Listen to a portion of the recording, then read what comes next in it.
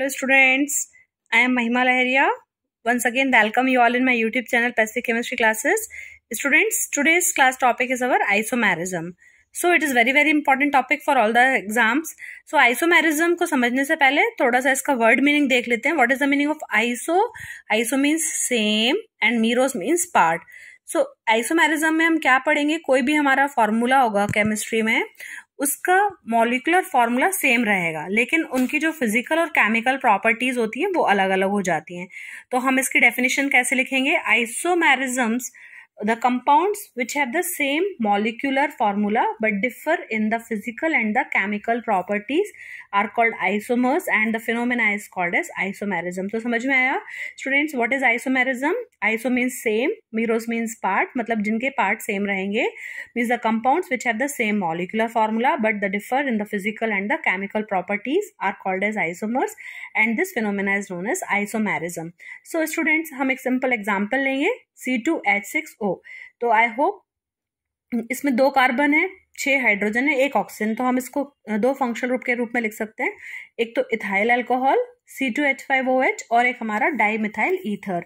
Okay, तो total carbon इधर 2 हैं, हाइड्रोजन 6 है, ऑक्सीजन 1 है. Here same the carbons are 2, hydrogen 6 and oxygen is 1. तो they differ in the physical and the chemical properties. इनका molecular formula अलग अलग हो गया, but now what we can say that they have the same molecular structure formula अलग अलग हो जाएगा, but they have the same molecular formula and इनकी properties differ करेंगी, physical and chemical properties. तो देखते हैं, ethyl alcohol is a liquid and dimethyl ether is a gas. Generally इसको हम केमिकल कॉमर्शियल लैंग्वेज में DME बोलते हैं and generally used as a propellant, rocket fuel and all. And our boiling point of our ethyl alcohol is 78 degree centigrade and boiling point of our dimethyl ether is 24 degree centigrade. तो आप देख रहे हैं ना, इनकी physical properties में difference है, एक लिक्विड स्टेट है, एक गैशियस स्टेट है. सिमिलरली अगर हम देखेंगे, जब इथाइल अल्कोहल सोडियम के साथ रिएक्ट होता है तो हाइड्रोजन गैस लिबरेट होती है, जबकि जो हमारा डाइमिथाइल ईथर है it does not react with the sodium. We can classify the isomerism into 2 main broad categories. First is structural isomerism, other is the stereoisomerism.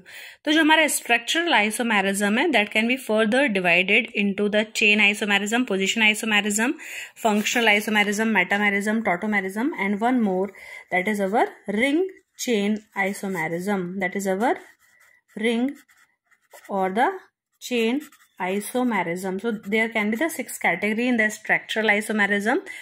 And the stereoisomerism, it is also known as space isomerism.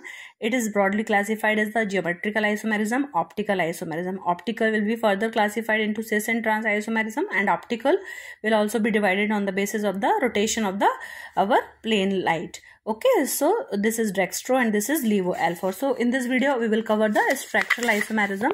So student, if we see, the structural isomerism are broadly classified into our following categories. First is our chain or nuclear or skeleton. Any 3 names can be there for the chain isomers. Second is the position isomerism, functional group isomerism, metamerism, tautomerism, and the ring chain isomerism. So student, we will start with the chain isomerism.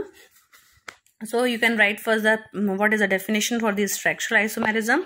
So the structural isomerism is also termed as the constitutional isomerism. This happens due to the difference in the structure of the compounds. Okay, so when the molecular formula is same but we can write the different structures, so the structural isomerism takes place. Okay, structural isomers will be there. So first is our chain isomerism. So the chain, okay, the word itself is the chain. So what we can say the definition, the isomerism in which the isomers differs from each other due to the presence of different carbon chain और the skeleton is known as chain isomerism. जैसे आपने देखा होगा ना, हमारा अगर chain है तो अगर एक सिंपल बात करें ना, हमारा चेन ऐसा भी हो सकता है, then we can same chain can be written like this also, same chain can also be written like this, but वो टूट नहीं रही ना. हमारे पास एक जैसे चेन होती है ना मेटल की, गोल्ड की, तो आप उसको कोई भी शेप दे सकते हैं. सिमिलरली जो कंपाउंड्स हैं उनका मॉलिक्यूलर फॉर्मूला सेम है but they are different structures. So for example first we will take C4H10. तो what is this? C4H10 we know butane. तो अब हम इसका स्ट्रक्चर कैसे ड्रॉ करेंगे? तो एक ऑप्शन है कि हम पहले 4 कार्बन्स को स्ट्रेट लाइन में लिख लेंगे बच्चों. अब हमको कार्बन की वैलेंसी कितनी होती है? 4. So we have to everywhere we will put the hydrogen. So I hope this is simply you are having the C4H10 structure, and now this can also be written in an another way.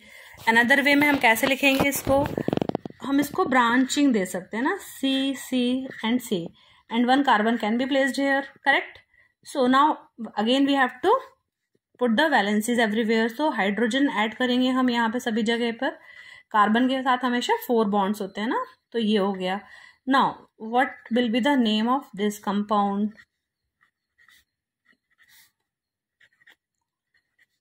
So student, how you can write this in another manner? We can write it CH3, CH2, CH2 and CH3. So this is the normal butane or simple butane, or we can write N-butane. अभी आपको मैं explain करूंगी N क्यों लिखा है आपने यहाँ पे. और इस कंपाउंड को देखेंगे हम यहाँ पे, तो यहाँ पर क्या है 1 2 3 4 कार्बन हो गए और हमारे 10 हाइड्रोजन्स हो गए. अब इसको हम जरा नॉमेनक्लेचर कर लेते हैं. तो स्ट्रेट चेन हमारी कितने कार्बन की है? 3 कार्बन की. तो हम क्या लिखेंगे? Prop. Okay, propane. Okay, now second carbon पर चाहे आप इस साइड से नंबरिंग करो या इधर से, तो 1 2 पर कौन सा ग्रुप जुड़ा हुआ है? Methyl group. तो इसकी नंबरिंग करेंगे तो क्या हो जाएगा हमारा ये 2 मिथाइल प्रोपेन. तो IUPAC नेम क्या हो जाएगा बच्चों इसका? 2 मिथाइल प्रोपेन. और इसको जब हम कॉमन नेम में नॉमेनक्लेचर करेंगे तो इस कंपाउंड को हम क्या बोलते हैं? आइसोब्यूटेन. तो इसको मैं एक्सप्लेन करूंगी. Just we can write in this manner CH3 CH, नीचे आपका CH3 आ जाएगा एंड साइड में भी आपका CH3. So now we can write 2 methyl butane in this way. Now let us see the details how we will write iso, N and neo. Exams they are asking you the numbers of isomers formed by C5H12. So what is the correct option? Let us find out. हम देखते हैं इसका सही answer क्या है. तो student C5H12 वाला जो कंपाउंड है, हाइड्रोकार्बन है, उसको हम लोग क्या बोलते हैं बच्चों? It is pentane. ओके, तो सबसे पहले हम इस C5 को, मीन्स हमारे पास 5 कार्बन है, तो हम सबसे इजी पॉसिबिलिटी क्या है? स्ट्रेट चेन में लिखेंगे. दूसरी पॉसिबिलिटी क्या है? हम लोग कैसे लिखेंगे? स्ट्रेट चेन में 4 और एक हम यहाँ पर लिख सकते हैं कार्बन को. थर्ड पॉसिबिलिटी क्या है कि हम स्ट्रेट चेन में 3 लिखेंगे और जो हमारा सेंट्रल वाला कार्बन है उसके ऊपर हम 2 कार्बन अटैच कर देंगे. तो ये 3 ही ऑप्शन हो सकते हैं ना. तो अब हम देखते हैं इसके जो 3 आइसोमर्स हैं इनके क्या क्या नेम होंगे.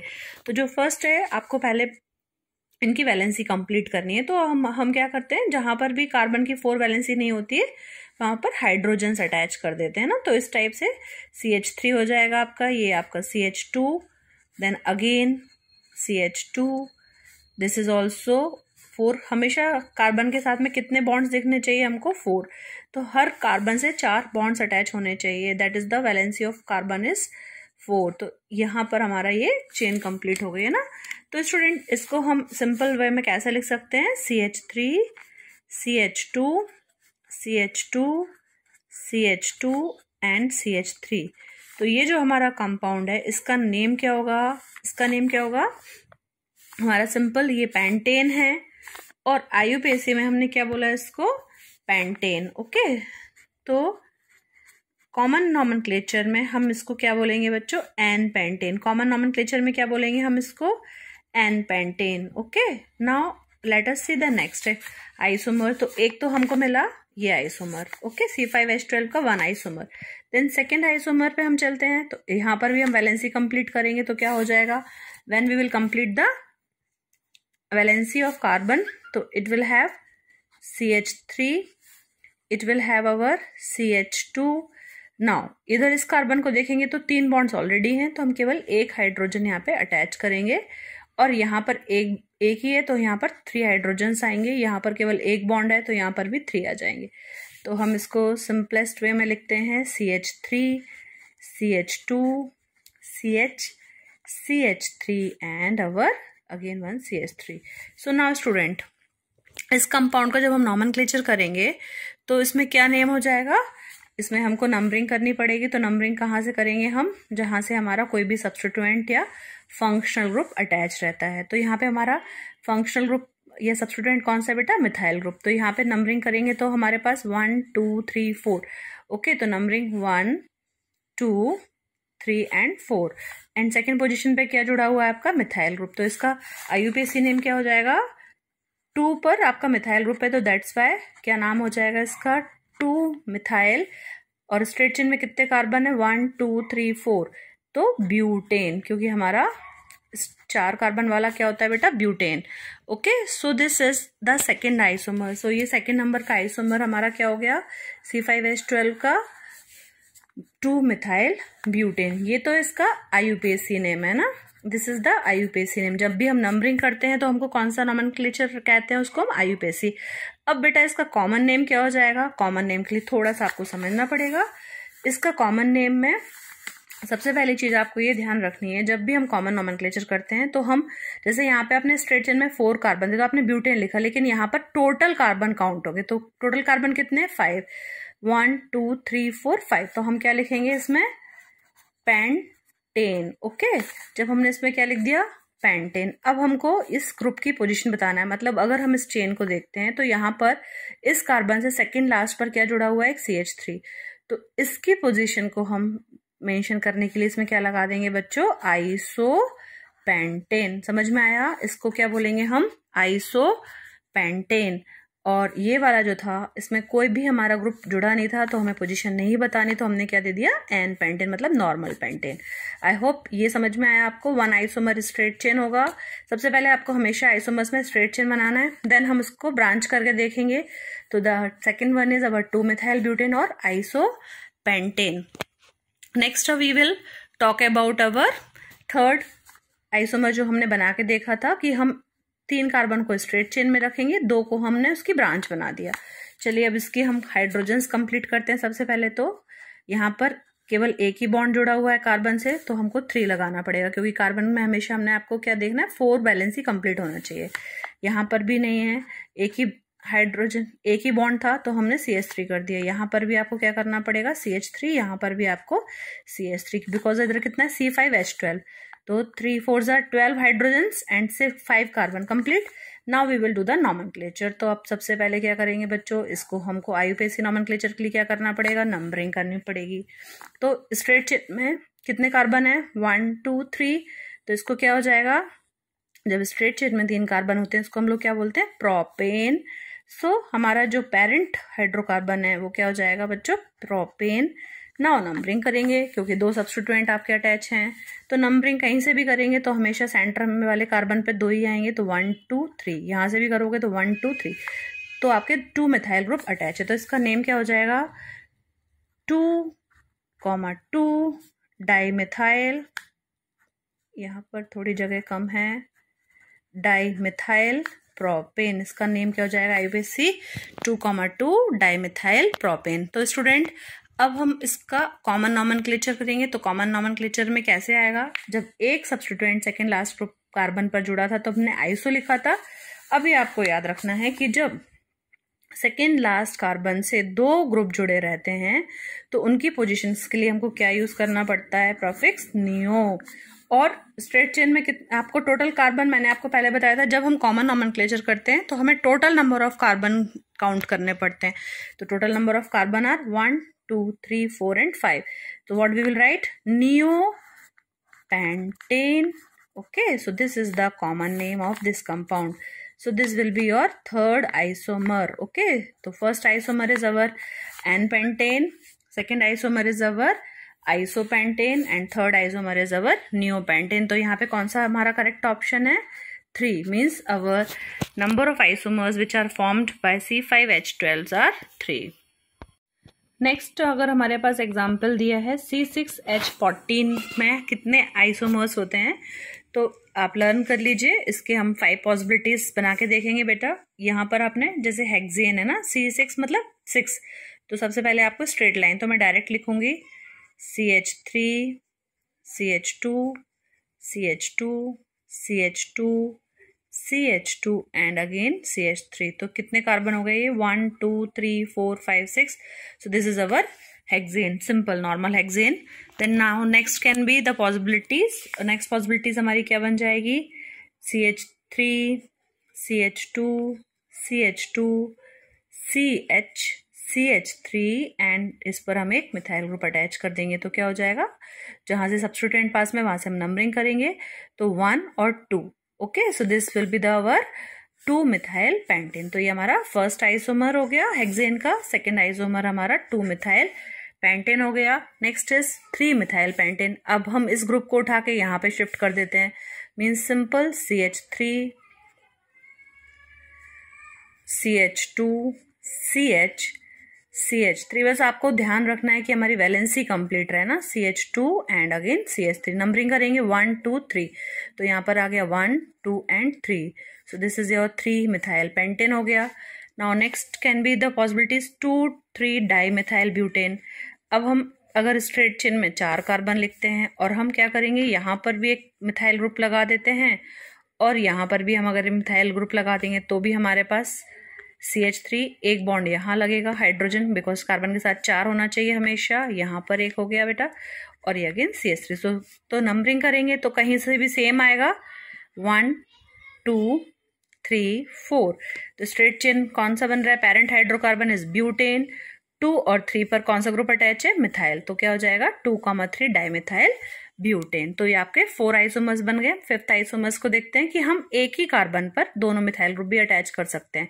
तो यहाँ पर जैसे आप देखेंगे CH3 CH then again CH then again आप लिख लीजिए CH3. अब हमको देखना है कि हमने दोनों कहाँ पर अटैच कर दिए हैं. यहाँ पर CH3 डाइमिथाइल. तो आपका देखिए यहाँ पे ऑलरेडी कंप्लीट हो गया. तो ये हाइड्रोजन यहाँ से कैंसिल करिए और यहाँ पर एक हाइड्रोजन कम है तो ये आपका CH2 CH3 CH2 C.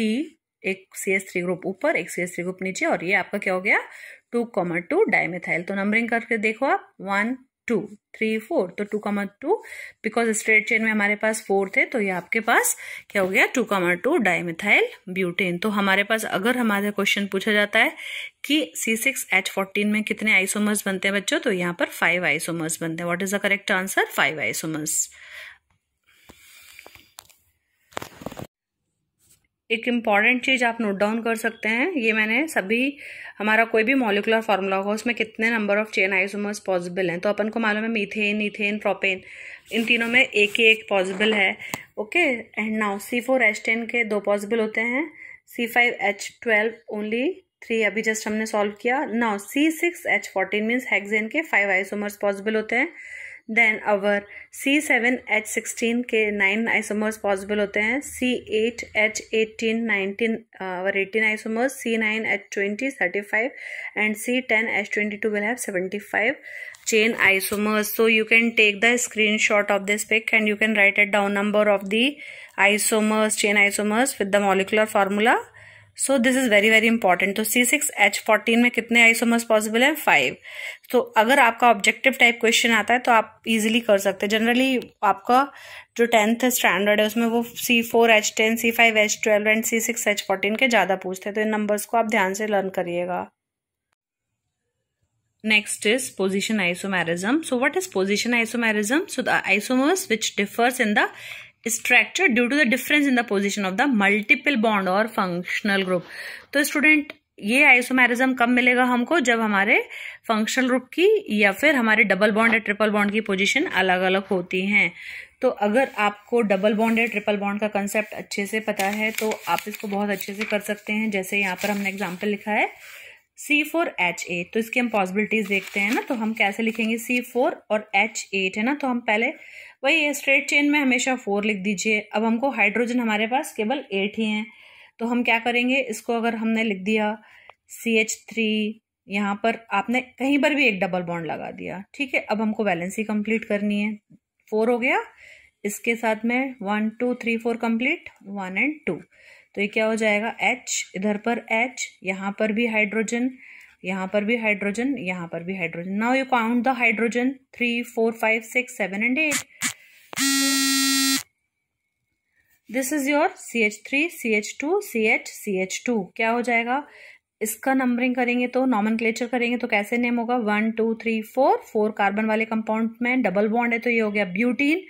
अब हमको क्या करना पड़ेगा, नंबरिंग. तो 1 2 3 4. तो क्या हो जाएगा, 1 फर्स्ट कार्बन के पीछे डबल बॉन्ड है तो इसका नाम क्या हो जाएगा ब्यूट 1इन, जब भी हमको नंबरिंग देनी है डबल बॉन्ड की, तो जिस कार्बन के पीछे डबल बॉन्ड होता है वो नंबर रहता है, वो पोजीशन आता है। तो हम इसको लिखेंगे ब्यूट 1इन को कैसे लिख सकते हैं, we can just write it as CH3, then we can write CH2 single bond CH, double bond CH2। Books में आपको ऐसे देखने मिलता है ना। तो फर्स्ट कार्बन के पीछे जब डबल बॉन्ड होगा तो हम क्या लिखेंगे बेटा, ब्यूट 1इन। Now we will write the structure of but 2इन। हमको डबल बॉन्ड कहाँ पे शिफ्ट करना है, सेकंड कार्बन के पीछे। तो अगर हम सेकंड कार्बन के पीछे करेंगे, सबसे पहले डबल बॉन्ड वाला कोई भी आपको स्ट्रक्चर लिखना है, हमेशा क्या करोगे आप, सिंपल स्ट्रेट चेन बना लेंगे। और स्ट्रेट चेन में हमको कुछ नहीं करना है, सेकंड कार्बन के पीछे डबल बॉन्ड लगा दीजिए। अब आप हाइड्रोजन कंप्लीट कर लीजिए। सो यहाँ पर आपके 1 2 3 4 1 2 3, now you write hydrogens valency complete करना है हमको। Okay, now we will write, क्या लिखेंगे इसको हम, CH3 CH3 CH double bond CH and again CH3. So you will have this carbon at the second position. तो ये क्या हो जाएगा, ब्यूट 2इन। दिस कंपाउंड इज ब्यूट 2इन, दिस इज अवर ब्यूट 1इन। So this are the position isomers of C4H8। तो student एक बात और बोलनी है मेरे को आपसे, कि जब भी आपको, जैसे मान लो उन्होंने एक हमको दे दिया फॉर्मूला C4H8, तो आप कैसे पता करोगे कि ये एल्केन बनाना है कि एल्कीन बनाना है। तो इसके लिए आपको ध्यान रखेंगे इनके हमारे general formula of alkene, general formula of alkene. तो जैसे हमारा एल्कीन है ना, तो CnH2n आप करके देखोगे कितने दिए हैं हमको उन्होंने, C4H8। तो सिंपल है ना, ये आपका एल्कीन, अगर ये एल्कीन है तो क्या हो जाएगा, इधर C4 है और H कितना हो गया, 2 × 4, N = 4, तो ये क्या हो गया, C4H8। तो डेफिनेटली ये किसका जनरल फॉर्मूला है, हमारा एल्कीन का। तो ये इस ट्रिक से आप इजीली पता कर सकते हैं ये डबल बॉन्ड है या ट्रिपल बॉन्ड है ना, इजी हो जाएगा आपके लिए। नेक्स्ट एक अनदर एग्जांपल हम लेते हैं पोजीशन आइसोमेरिज्म का, दैट इज अवर C3H8O। तो इसके दो आइसोमर्स बनेंगे हमारे, दैट इज अवर प्रोपेन 1ऑल और एक हमारा प्रोपेन 2ऑल। जैसा कि हमने फर्स्ट में फंक्शन ग्रुप्स का पोजीशन का किया था, सॉरी पोजीशन आइसोमर्स देखा था एल्कीन का। नाउ तो प्रोपेन 1ऑल, प्रोपेन मीन्स 3 कार्बन दिया है, तो स्ट्रेट चेन में आप सबसे पहले क्या करना है, 3 कार्बन लगाना है। 1ऑल मीन्स सबसे पहले आपको क्या करना है, फर्स्ट कार्बन पे OH ग्रुप जोड़ दीजिए। Now you complete the valency, इधर पर एक हाइड्रोजन इजिली आ जाएगा, यहाँ पर आ जाएगा, यहाँ पर ऊपर नीचे, यहाँ पर आपको हमेशा देखना है कार्बन के साथ में 4 बॉन्ड होना चाहिए। You see every carbon should have 4 valency completed. तो यहाँ पर जहाँ पर वैलेंसी कोई फंक्शन ग्रुप नहीं होता, हम हाइड्रोजन्स लगा देते हैं। Now you see the compound is correct, so there are C3H8O। Okay, see आप काउंट कर लीजिए total carbon 1 2 3, then you have your hydrogens 8 1 2 3 4 5 6 7 8 completed and all. तो फर्स्ट कार्बन पर आपने क्या अटैच किया है, हमारा OH group. So the name is propane 1ऑल। अब हम इसको नॉर्मल वे में लिखेंगे तो क्या हो जाएगा, CH3 CH2 CH2OH। क्लियर हुआ, बुक्स में आपको ये फॉर्मूला ऐसे दिखाई देता है। I hope it is clear for you. Next propane 2ऑल। नाउ प्रोपेन 2ऑल लिखेंगे तो कैसे हो जाएगा, फिर वही है, हमको स्ट्रेट चेन में 3 कार्बन, प्रोप है 3 कार्बन आएंगे आपके, और आपको क्या करना है, नाउ 1 2 3, तो सेकंड पर OL ऑल ग्रुप है ना, तो हमको सेकंड कार्बन पर क्या करना है, OH। पोजीशन कहाँ पर चेंज हो रही है, इधर पर फर्स्ट पर था OH, यहाँ पर हमारा सेकंड कार्बन पर है। Now you complete the valency by adding the hydrogen atom. अब आप सब जगह हाइड्रोजन अटैच कर दीजिए। सो क्या हो जाएगा बच्चों, ये आपका CH3 CH OH CH3 again. So this compound is your propane 2ऑल. So this is another example of your position isomers. Next is our functional group isomerism. So functional group isomerism में बच्चों बहुत इजी है, यहाँ पर हमारा एक ही molecular formula different functional group में रह सकता है। तो इधर हमने क्या लिया है, C3H8O। सो स्टूडेंट अगर ऑक्सीजन है तो हमारे कौन कौन से फंक्शनल ग्रुप ऑक्सीजन से बन सकते हैं, अभी जस्ट हमने देखा है alcohol.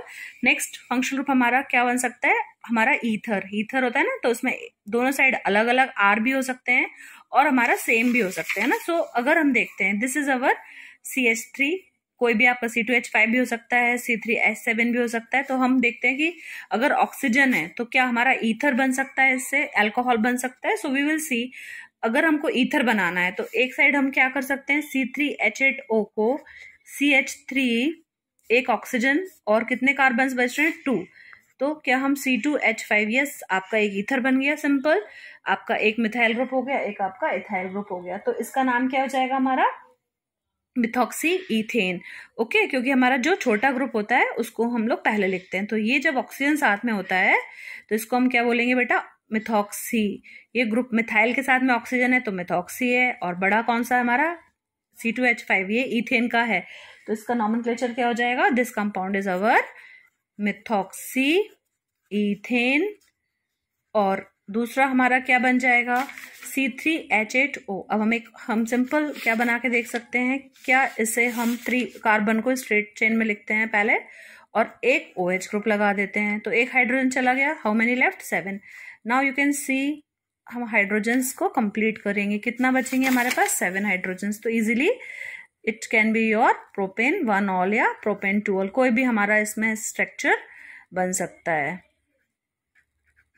So this molecular formula can have the 2 isomers, means when the functional group is different, these are our functional group isomers. So हम इसको नॉर्मल वे में लिखेंगे, CH3 CH2 CH2OH। so यहाँ पर हमारा पेरेंट में 3 कार्बन्स हैं, तो हम क्या लिखेंगे इसको बेटा, प्रोपेन, एंड 1 फर्स्ट कार्बन पर OH है तो हम क्या बोलेंगे, propane 1 all. so the IUPAC name will be propane 1 all. Okay, so these are the 2 functional group isomers. I hope you understand. Next is our ring chain isomerism. So ring chain isomerism, इसके name से समझ में आ रहा है ना आपको, या तो हमारे पास रिंग बना सकते हैं और वही हमारा स्ट्रेट चेन भी हो सकता है। Okay, so ring chain isomerism is due to the difference mode of the linking of carbon atom, that is the isomers forms sometimes close structure और ओपन चेन। मीन्स जो हमारे आइसोमर्स बनेंगे या तो उनका स्ट्रक्चर कैसा होगा, साइक्लिक या क्लोज्ड इस टाइप से, या फिर ओपन चेन स्ट्रक्चर भी हो सकता है। सो ऐसे कंपाउंड्स या ऐसे आइसोमर्स को आप क्या बोलेंगे, ring chain isomers. So let us see the example. Again C3H6 है, तो मैंने आपको बताया है, आप कंफ्यूज नहीं होना है, इट इज सिंपल। एल्कीन का जनरल फॉर्मूला क्या होता है, CnH2n। तो आप देखिए CnN कितना है, 3 है, तो C3 2n, मतलब ये एल्कीन है आपका। तो हम सिंपल इसको क्या लिख सकते हैं, 1 2 3 कार्बन स्ट्रेट चेन में लिखेंगे। देन एल्कीन है तो कहीं पर भी आप एक डबल बॉन्ड अटैच करेंगे तो क्या बन जाएगा बच्चों हमारा, ये प्रोपीन। और कार्बन फर्स्ट के पीछे डबल बॉन्ड है, इधर से भी करोगे तो भी कोई प्रॉब्लम नहीं, तो सिंपल नेम क्या हो जाएगा इसका, प्रोपीन। अब C3H6 है, ये दूसरा भी बन सकता है, हमारा साइक्लिक स्ट्रक्चर है ना, साइक्लो। तो इसको हमने देखा है तो क्या बन जाएगा, ये हमारा साइक्लिक स्ट्रक्चर हम बना के देखेंगे तो CH2 CH2 CH3 कार्बन थे और H2 H2 H2, तो द साइक्लोप्रोपेन, इधर पर क्या नेम हो जाएगा, this is your cyclopropane. Simply आप ऐसे भी लिख सकते हैं। तो जब भी आपको रिंग चेन आइसोमेरिज्म करना है तो हमको सिंपल एग्जांपल आप 1-2 लर्न कर लीजिए। C3H6, ओके, कोई भी एल्कीन होगा उसको साइक्लिक स्ट्रक्चर में आप कन्वर्ट कर सकते हैं, ये ध्यान रखिएगा, क्योंकि वहां पर हाइड्रोजन्स कम होते हैं। देन सिमिलरली अगर हम इसको ब्यूटीन को देखेंगे, C4H8, तो सबसे पहले आपको C4H8 दिया है, तो C4H8 के लिए क्या करेंगे हम, हमारा ब्यूट 1इन है, तो हम स्ट्रेट चेन में कार्बन लिख लेंगे। Then what you have to write, first carbon के पीछे डबल बॉन्ड लगा दीजिए। अब कंप्लीट कर लो आप अपनी बैलेंसी, तो क्या हो जाएगा, CH2 1 2 3, केवल यहाँ पर एक हाइड्रोजन आ जाएगा, यहाँ पर 1 और ये एक तरफ है, तो यहाँ पर क्या हो जाएगा, ये आपका CH2 हो जाएगा और ये वाला आपका CH3। Now you check 4 and 8 hydrogen, 1 2 3 4 5 6 7 8, तो ये आपका कंप्लीट है, तो ब्यूट 1इन हो गया। अब साइक्लोब्यूटेन है, तो सिंपल आपको क्या करना है, हमेशा जब भी साइक्लिक स्ट्रक्चर बनाना है तो CH2 एंड कोशिश करना है हमको ये कार्बन कार्बन से जुड़ना है। आप हाइड्रोजन इस साइड भी लिख सकते हैं ना, तो नो प्रॉब्लम, कार्बन कार्बन को आप जोड़ दो।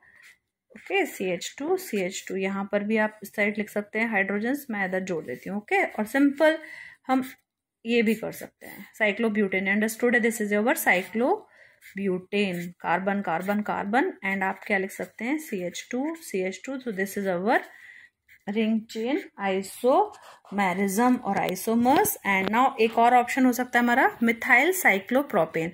तो साइक्लोप्रोपेन आ रहा है तो हम सिंपल, सबसे पहले प्रोपेन है ना, तो हमको क्या करना है, वही पहले हम प्रोपेन लिख लेंगे, CH2